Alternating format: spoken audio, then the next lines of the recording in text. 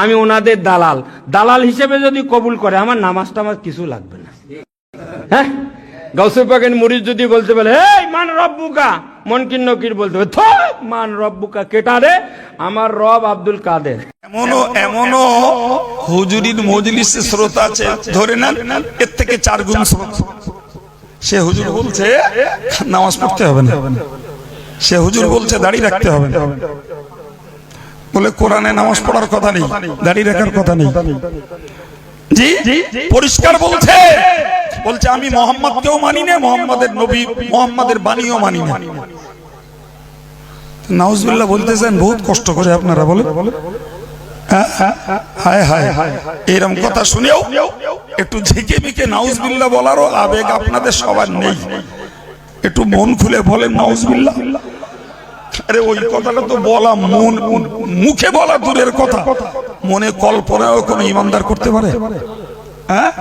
আর সে দিব্যু লাইভের সামনে বলছে, আর বলেছে এর থেকেও 4 গুণ লোক তার মজলিসে বসে বলছে ঠিক। তারা যদি তার ভক্ত না হবে, তারা যদি তার মহব্বত না করবে, তাহলে এই জাতীয় জি আহলুস সুন্নাত ওয়াল জামাতের আকীদা অনুযায়ী পাকা পাকা বেঈমানি কথা বলছে, আর এরা হাত তুলে সমর্থন দিচ্ছে আর চিল্লে বলছে ঠিক। এবার বলেন, ভালোবাসতে গেলে আর ভক্ত হতে গেলে ভাবনা চিন্তা করার দরকার আছে না নাই? বলো আমি 1300 বছর আগের কথা বলছি না জি, আরে বলো আমেরিকা, রাশিয়া, ফ্রান্সের কথা বলছি না, এই হালের কথা বলছি, আর এই বাংলাদেশের কথা বলছি। ধাপ মারলি বাংলাদেশ। যদি বলেন হুজুর আমাদের বলছেন কেন ভাই, এই জন্য বলছি এই যন্ত্র ওপারের কথা এপারে আনতেছে আর এপারের কথা ওপারে লে যাচ্ছে। ঠিক না ভুল? সুতরাং আমার ঘরের এই অপড়ুয়া অবুঝ ছেলেরা এটা যে কবে ওই চাটনি খাবে তার ঠিক নেই। তো মাশাআল্লাহ আমরা তৈরিও আছি, চাটনি খালি আমরাও পাল্টা অ্যাকশন যাতে কেটে যায় সে বিষও খাইয়ে দেবো, টেনশন একটু শুধু হালকা করে বোঝালুম যে যদি ভেবে চিনতে ভালো না বাসি তাহলে কোথায় নিয়ে যেতে পারে ভাবতে পারছেন? বলেন বলেন কোথায় নিয়ে যেতে পারে? আর হাজার লোক তাকে ধনী ভোটে সমর্থন দিচ্ছে, হচ্ছে ঠিক। কি সর্বনাশ বলুন, শুনে তো আমি হতবাক।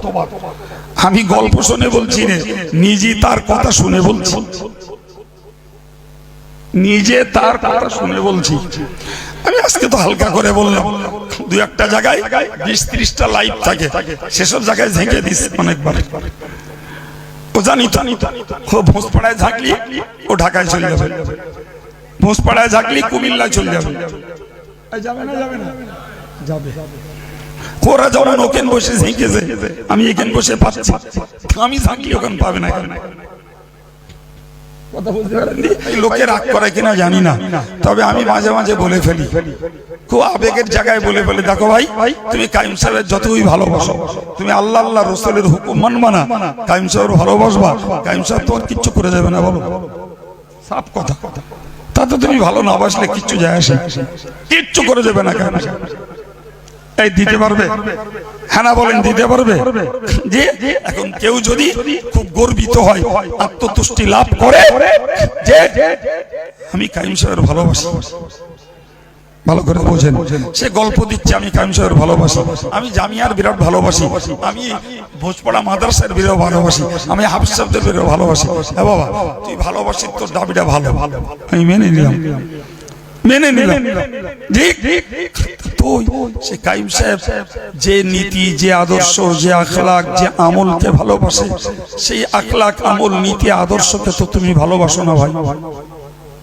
কে বলেছে তোমার যে ব্যক্তি আব্দুল কাইয়ুমকে তুমি ভালোবাসো ওই দাবি করে আল্লাহর কাছে ছাড় পেয়ে যাবে? ওটা তো হবে না, ওইটা তো হবে না। রাসূলুল্লাহ বললেন যে যাকে ভালোবাসে কিয়ামতের দিনে তার সঙ্গে তার হাসরটা হবে। এখন যদি অপরাধীরা অপরাধীকে ভালোবাসে, সুদখোর যদি মদখোরকে ভালোবাসে, মদখোর যদি সুদখোরকে ভালোবাসে, সমাজ বিরোধী সমাজ বিরোধীকে ভালোবাসে, গানখোর গানখোরকে ভালোবাসে, বেপরদার মানুষ বেপরদাকে ভালোবাসে, যে দুষ্কৃতকারী সমাজ বিরোধী যারা, তারা ওই জাতীয় সমাজ বিরোধীকে ভালোবাসে। এখন আপনি বলেন এই ভালোবাসার সম্পর্কে কিয়ামতের দিনে হাসর হবে। আচ্ছা, কিয়ামতের দিনে এই সমস্ত গুণের কোন দাম আছে আল্লাহর কাছে? নেই, কারোর দাম নেই। জি, এখন মনে করে একজন দিনদার আর একজন দিনদারকে ভালোবাসে, একজন আল্লাহওয়ালা আর একজন আল্লাহওয়ালাকে ভালোবাসে। প্রিয় ভাই আমার, এই গুণটার কিয়ামতের দিনে দাম আছে না নাই? কথা বলে আচ্ছা, কিন্তু এবার একটু প্লাস মাইনাস করে নেন। একজন ধর্মহারা আর একজন ধর্মওয়ালাকে ভালোবাসে। এখন ওই ধর্মহারাটা সে তো ভাবতে পারে যে আমি যখন একজন ভালো আলেম হাফেজ মুফতি মৌলানা এদেরকে যখন ভালোবাসছি, তাহলে কিয়ামতের দিনে আমার তো হাসরটা ওই লোকটার সঙ্গে হবে। ঠিক কিনা বলেন? তোমার আশা বাবা, কিন্তু ও আশায় ছাই ফেলে দেবে আল্লাহ। আল্লাহ পাক কোরআনে বলেছেন, আমতাজুল ইয়াওমা আইয়ুহাল মুজরিমুন। কিয়ামতের দিনে মানুষগুলো যখন হাসরের ময়দানে দণ্ডায়মান হবে, আমার আল্লাহ পাক পরিষ্কার বলে দেবেন, হে অপরাধীরা, তোমরা নেককারদের দল থেকে আলাদা হয়ে যাও। কথা বোঝাতে পেরেছি কি? খোদ আল্লাহ নেককারদের দল থেকে বদকারদের আলাদা করে দেবে। সুতরাং দুনিয়ার দৃষ্টিতে আমি একজন ভালো মানুষকে ভালোবেসে হাদিস অনুযায়ী আশা করছি যে কিয়ামতের দিনে ওই লোকটার সঙ্গে আমার হাসরটা হবে। কিন্তু ভাই, কিয়ামতের দিনে স্বয়ং আল্লাহ অপরাধীদেরকে আলাদা করে দেবেন, ব্যালক করে দেবেন, সেপারেট করে দেবেন। নেককারদের সঙ্গে তোমাদের কোনো সম্পর্ক নাই। কি প্রমাণ হলো? তাহলে প্রমাণ হলো এটা, আমি অপরাধী হয়ে যদি কোন আল্লাহওয়ালার সঙ্গে সম্পর্ক রাখতে চাই, ওটা দুনিয়াতে চলবে, কিন্তু আখিরাতে ওইটার উপকারিতা বলেন পাওয়া যাবে না। অতএব যদি আমি অপরাধী হয়ে বদকার হয়ে যদি নেককারের সঙ্গে ভালোবাসতে যাই, নেককারও তোমায় সুযোগ দেওয়া উচিত। তবে তোমার নিয়ত থাকতে হবে যে আমি ওই মানুষটার সহবতে, ওই মানুষটার সঙ্গ লাভ করে আমি ভালো হব। আর ওই নেককার মানুষটারও নিয়ত করতে হবে, এই অপরাধী বেনামাজি সমাজ বিরোধী শরিয়ত বিরোধী লোকটা আমার কাছে আসছে, আসুক, দেখি এই সমাজে লোকটাকে ভালো পথে ফেরাতে পারি কিনা, ফেরাতে চেষ্টা করব। চিল্লে বলেন সুবহানাল্লাহ। জি, এই নিয়ত যদি উভয়ের থাকে, আমি নেককার বলে আমার কাছে কোনো বদকার অসামাজিক লোক যাবে না, যায় না, এমনটি নয়। প্রচুর লোকে যায়। জি ভাই, আগামীতেও যেতে পারবে, কিন্তু টার্গেট থাকতে হবে ওই লোকটার, আমি এই মানুষটার সঙ্গে এসে ভালো হব। আর নেককারটার টার্গেট থাকতে হবে আমি এই মানুষটাকে ভালো করব। উভয় আল্লাহর কাছে সওয়াব পাবে। কথা বুঝতে পারেননি?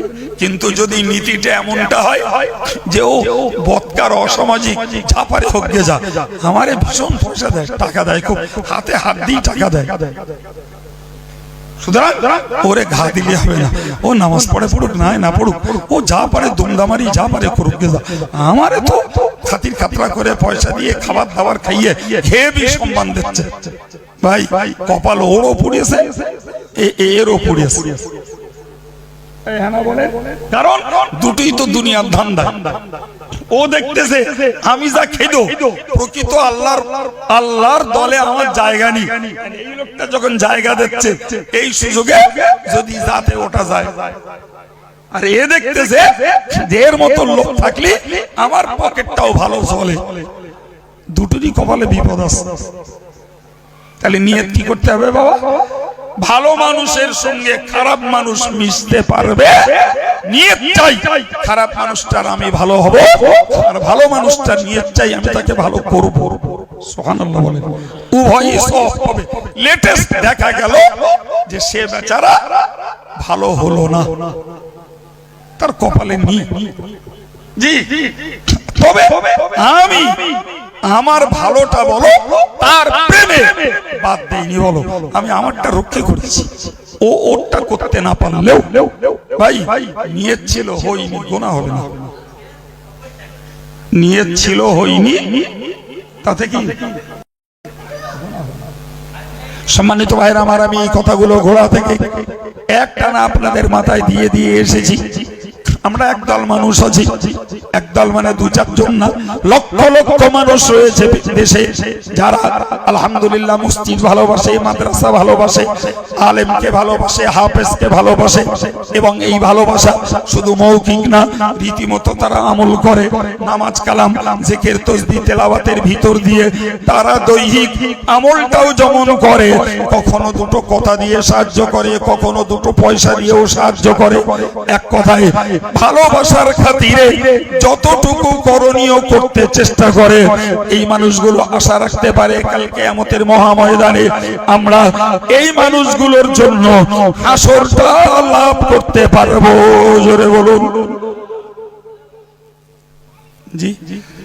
প্রিয় ভাই, কিন্তু যারা ভালোবাসার দাবি করে কাজে লাগাবে না, তাদেরকে তো আল্লাহ আলাদা করে দেবে। আমি তো কোরআন আয়াত দিয়ে বললাম, নবী এই জন্য বলেছেন জি, আল বারউ মা মা ইউখালিল ফালিয়ানজুর মা ইউখাল। নবী বললেন যে যে যার সঙ্গে দোস্তি করে, বন্ধুত্ব করে, সে কিয়ামতের দিনে তার সঙ্গে উঠবে, তার সঙ্গে হাসর হবে।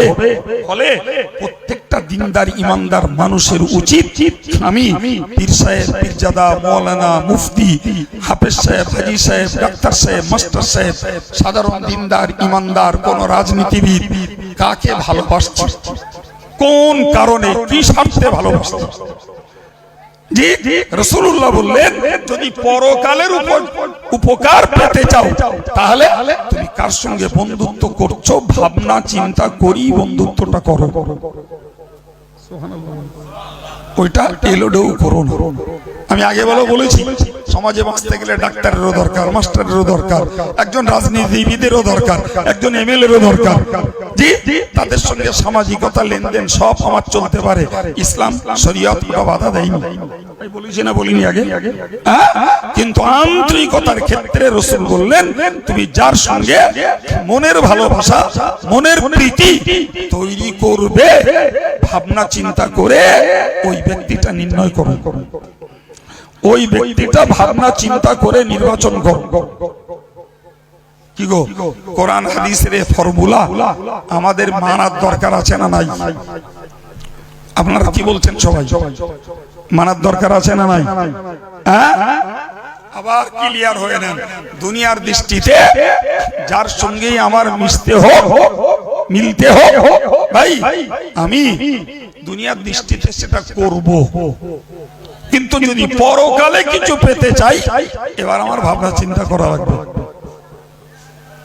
কার সঙ্গে, কোন পরিবারে ছেলে বিয়ে দেবো, কোন পরিবার থেকে একটা মেয়ে এনে বৌমা বানাবো, জি, আর কোন মানুষটাকে, কোন আলেমটাকে, কোন হাফেজকে, কোন পীর সাহেবকে কাকে ভালোবাসবো, এগুলো আমার ভেবে চিন্তেই নির্ণয় করতে হবে।